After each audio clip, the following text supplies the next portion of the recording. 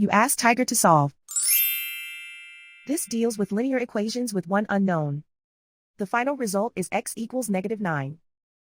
Let's solve it step by step. Group all constants on the right side of the equation. Subtract 27 from both sides. Simplify the arithmetic.